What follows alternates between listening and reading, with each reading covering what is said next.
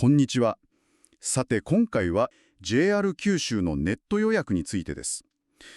スマホで九州ネット切符を予約して、それを駅の券売機で受け取るというこの一連の流れを一緒に見ていきましょう。あなたの旅がもっと便利でお得になるかもしれません。へえ、こんにちは。これすごく便利なシステムですよね。ですよね。ただ便利なんですけど、やっぱりあなたが注意しないといけない点もいくつかあるんですよ。ほう。特に切符を受け取るときですね。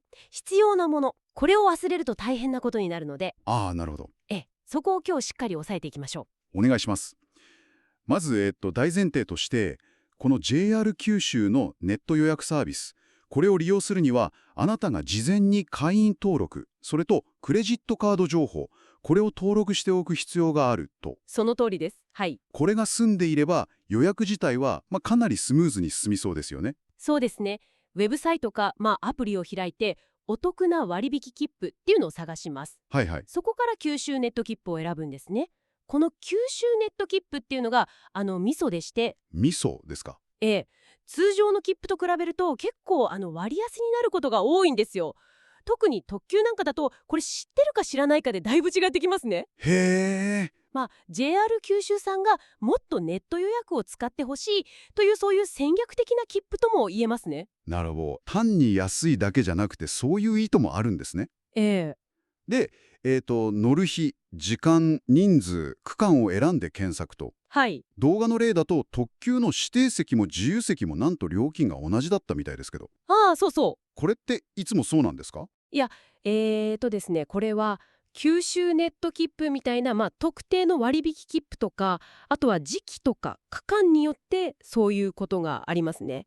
なるほど。なので、常に同じ料金とは限らないです。ただ、もしあなたが予約するときに同額だったら、これはもう迷わず指定席を選んだ方が絶対にお得ですね。ですよね。しかも、座席表から選択っていうので、好きな席をピンポイントで選べるんですね。そうなんです。動画では3号車5番 A ってかなり具体的に窓側がいいとか車両の真ん中あたりがいいとか好みで選べるのはやっぱり旅の満足度が上がりますよね。まさに、この座席指定機能は利用者にとっては非常に嬉しいポイントだと思います。ええ。で、最後に、登録してあるクレジットカードを選んで、内容をもう一度確認して購入するをタップ。はい。これでスマホ上での予約は完了です。ここまではスマホで全部できちゃうわけですね。そうです。でも問題はここから。というか駅での受け取り。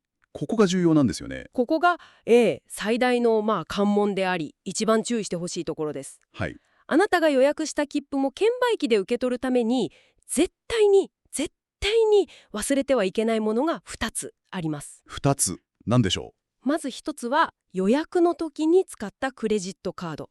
これの現物です。う。現物？カードそのものが必要なんですか？予約番号とかじゃなくて。そうなんです。カードそのものが必要なんです。そしてもう1つが、あなたが登録した電話番号の下4桁。電話番号の下4桁。わあ、これうっかり違う番号を覚えてたりとか押し間違えたりとかちょっと心配になりますね。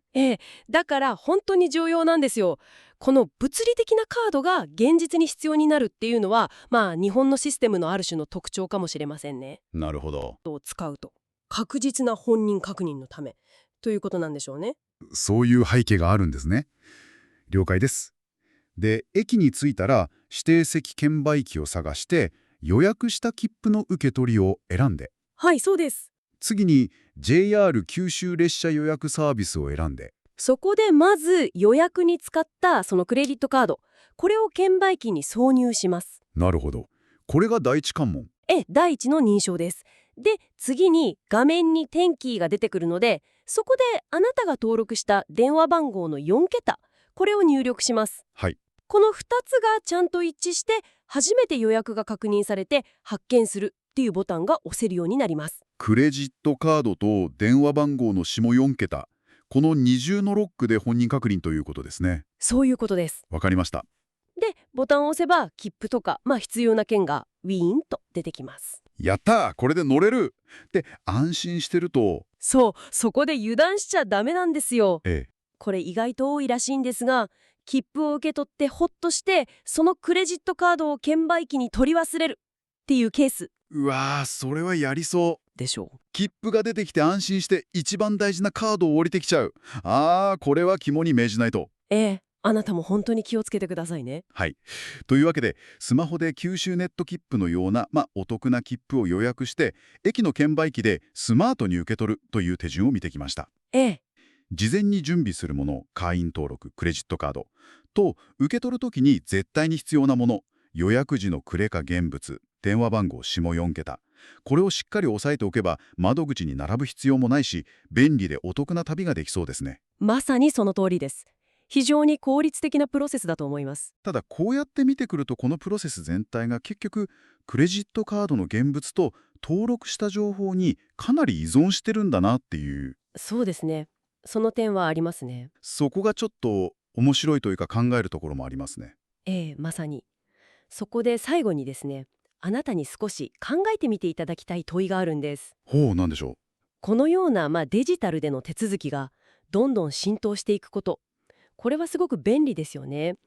でもその一方で、例えばクレジットカードを持っていない方とか、あるいは持っていてもあまり使い慣れていない方、それからスマホの操作自体がちょっと苦手だなという方、こういう方々にとってはどんな壁になる可能性があるでしょうか。なるほど。利便性の裏側というか。そうです。逆にじゃあそういう方々も含めて、誰もがこの便利さの恩恵を受けられるようにするためには、どんな工夫とか可能性があると思いますか？難しい問いですね。ええ。利便性だけじゃなくて、その先にある、アクセシビリティっていうんですかね。そういう視点についても、この機会にちょっと考えてみる機会になれば嬉しいですね。